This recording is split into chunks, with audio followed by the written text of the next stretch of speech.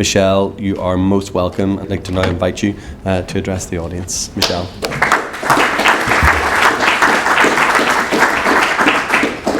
Well, it's a pleasure to be here this morning. I know I'm day 2 of the 5 days, 5 leaders debates. Delighted to have the chance to address you, because obviously elections are about many things.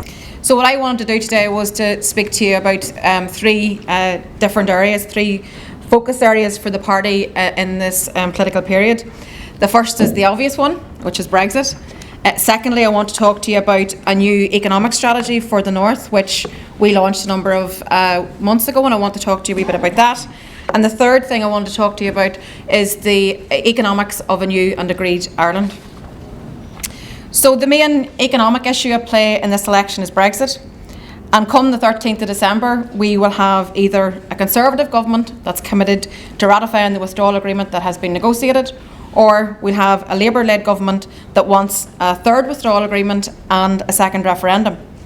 But either way, we can be very sure, very certain, that the priority of the new British government will not be the economic interests of this part of the world. And I think that's been borne out through the course of the debate in the last number of years in Westminster. We can use this election, in my opinion, to protect our economic interests by again showing that the majority of people here want to remain within the EU. And to do that, we have to maximise the pro-Remain EU MPs that are returned. As one of the pro-Remain parties, Sinn Féin's pitch to the voters is very simple. Look at our record. Look at our track record. We made a promise back in 2017 and we have delivered on that promise. We have used our political influence where it counts. During the Brexit process, we set ourselves 4 main objectives: upholding the Good Friday Agreement in all of its parts, no hardening of the border on this island, protection of the all-island economy, and then later in the process to prevent a DUP veto on EU alignment. Our 7 MPs delivered on all those objectives. We have delivered on everything that we said we would deliver on back in 2017. And they delivered because the beauty of Sinn Féin is that we are an all-island party, that our MPs, our TDs, our MLAs and our senators were able to work together and bring our influence to bear where it counts.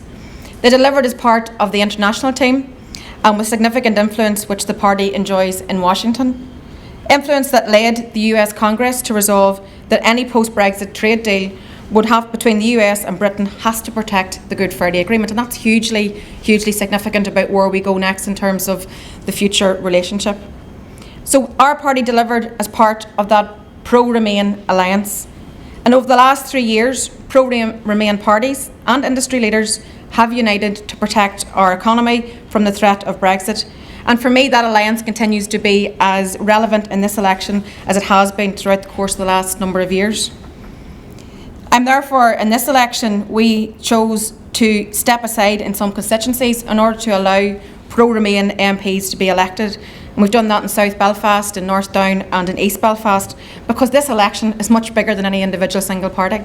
This, as I've described, is the election of a generation and needs to be seen as such. So that's why it took initiatives from parties in order to be able to maximise the pro-Remain candidates that are returned.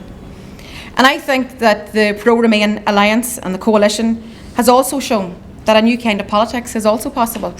So there's hope in the future in all of that.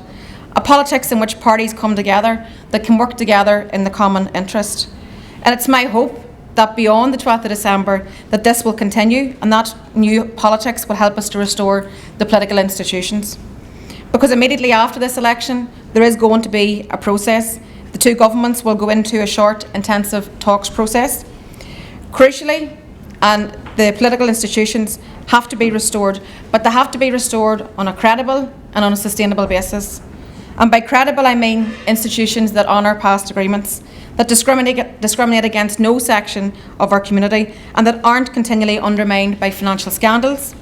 And by sustainable, I mean institutions that command public confidence by delivering prosperity, decent jobs, world-class public services, a zero-carbon society.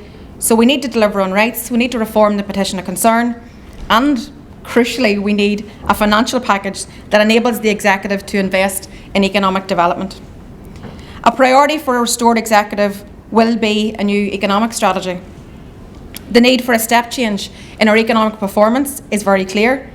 Economic growth is at best running at 1% here, In Britain it's 1.5%, and in the south of Ireland it's over 5%.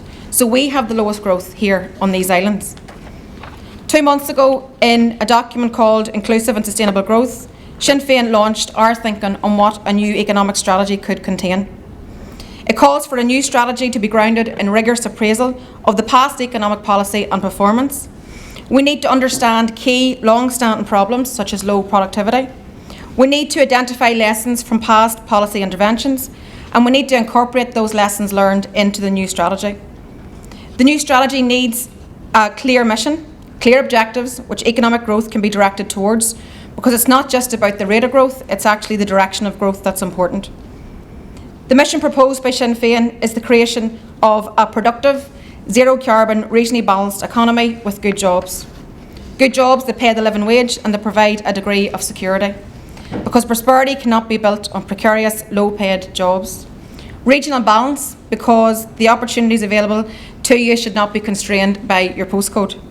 Zero carbon, because we need to do all that we can to eliminate carbon emissions by 2050 at the latest, if the planet's ability is to support human existence is going to be preserved.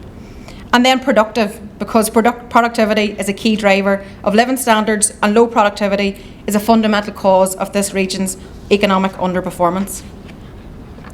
The new strategy should set out a broad policy agenda that's going to accomplish this mission. A policy agenda to promote good jobs includes a new Back to Work programme that tackles economic inactivity, more affordable childcare, and a requirement that staff are paid the living wage as part of a public procurement contracts. To promote regional balance, we need to invest in the physical and digital infrastructure of underdeveloped areas, a decentralisation of jobs by our largest employer, the public sector, and a more central government support for the economic plans of councils which are grounded in local needs and priorities.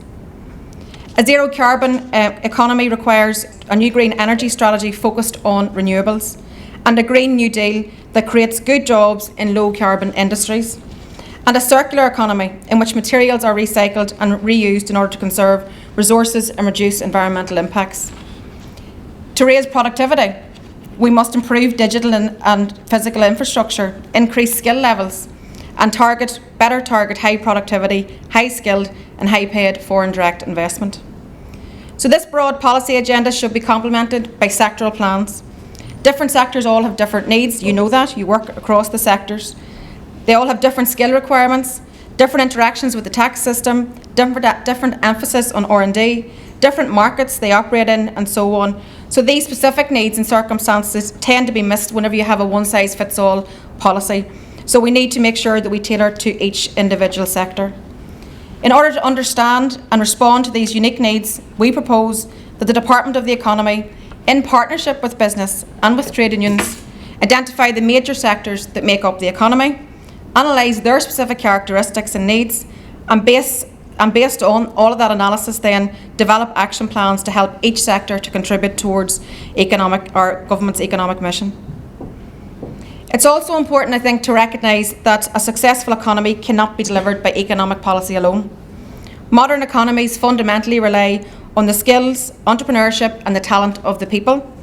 So a successful economy needs a society that people want to live, work and invest in. This means good public services, it means vibrant city centres and town centres, it means a flourishing arts sector, and it means an openness to diversity and difference. It means a political culture that's underpinned by legal protections which respect people's rights. Ultimately, it means giving people the confidence that they can live their lives as they choose, free from prejudice and discrimination. And this society has a long way to go in that regard.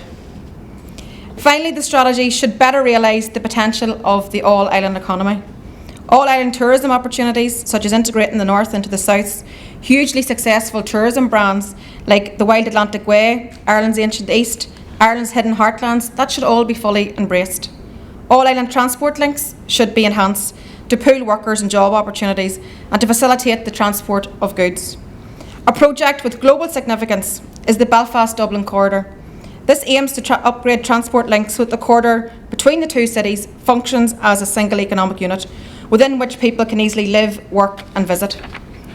It's important to recognise the particular challenges that are faced by border communities, which are on the periphery of two states rather than at the heart of an all-island economy. To address the disadvantage created by the border, governments on both parts of the island should co-design and co-fund economic plans developed by councils along the region. This has been referred to previously as border economic development zones. And then that leads me on to the final issue which I wanted to raise with you, and that's the discussion on a new Ireland and what a new Ireland economy could look like. As I pointed out earlier, Ireland is on a much higher growth trajectory than Britain, and that gap's probably going to increase on the other side of Brexit. So that's energised the discussion and the debate around which economic framework best serves our interests. So I want to say three things to you on that. Firstly, that the subvention is manageable. There is a subvention, but it's less than the 10 billion that's often quoted. The official estimate is 9.2 billion, not 10 billion, so there's 1 billion for a start. And this figure also includes expenditure such as, for example, 1.1 billion on military forces that would not be borne in the context of United Ireland. And when expressed as a percentage of United Ireland's GDP, you're talking in the region of about a 2% increase in debt. So that's my first point. The subvention isn't as high as often claimed, and I believe it's perfectly manageable. And secondly, I think the benefits are substantial. And numerous reports have now entered into the fora where more and more economists are contributing to economic modelling post-Brexit and what a new and agreed Ireland could look like.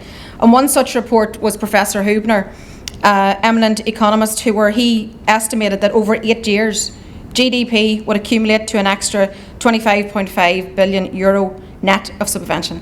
So that's a hugely significant figure in terms of the benefits that could be accrued. And that growth would be unleashed in a united Ireland. It would quickly wipe out the subvention and increase living standards across the island, but particularly here in the north where our standards are lower. And then my third and final point is that Sinn Féin absolutely recognise that a range of practicalities need to be discussed and resolved. We can't make the mistake what the British government has made when it held a referendum on Brexit without clear sense of what Brexit would look like. We can see the fault line in all of that.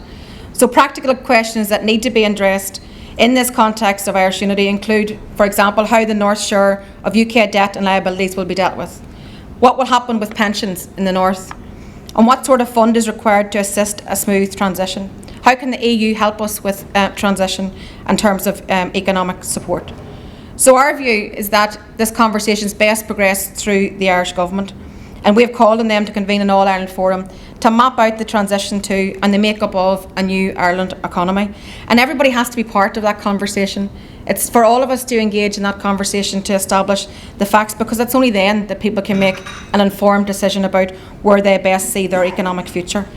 So that's what I wanted to say to you this morning, but I'm here to listen. I'm here to engage. I want to hear what you have to say.